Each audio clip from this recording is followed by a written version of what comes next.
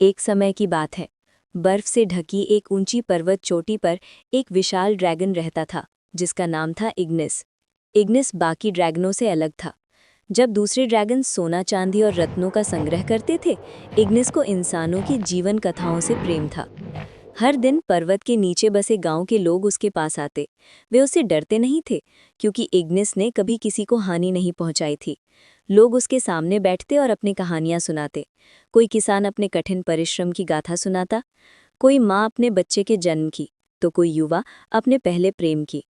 Ignis उन सब कथाओं को अपने हृदय में संभाल लेता।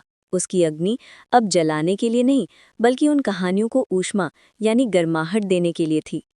एक दिन गांव में एक दुष्ट जादूगर आया, मलाकोर। उसे विश्वास था कि इग्निस के पास अवश्य कोई गुप्त खजाना होगा। उसने इग्निस को मारने की योजना बनाई। मलाकोर ने जब शक्तिशाली मंत्र से प्रहार किया, तो इग्निस ने आग नहीं उगली, बस एक लंबी सांस ली और उसकी आंखों से आंसू बह निकले। उसने उन सभी मानव कथाओं को याद किया जो उसने अब तक सुनी थीं। मलाकोर ने सोचा, इग्निस अब कमजोर हो गया है, और उसने दूसरा प्रहार किया।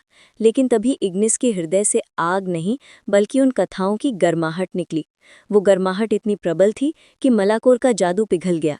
जो जादूगर केवल स्वार्थ और नफरत को जानता था, वो प्रेम और साहस से भरी उन कहानियों की शक्ति देखकर भयभीत हो गया और भाग खड़ा हुआ।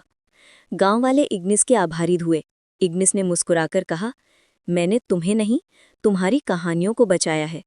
उस दिन से लोग उसे अग्नि का हृदय कहने लगे, क्योंकि वे समझ गए थे कि सबसे बड़ा खजाना सोना या रत्न नहीं, बल्कि प्रेम, साहस और जीवन की कहानियां हैं। और इग्निस ने उन सब को अपने हृदय में जगह दी थी।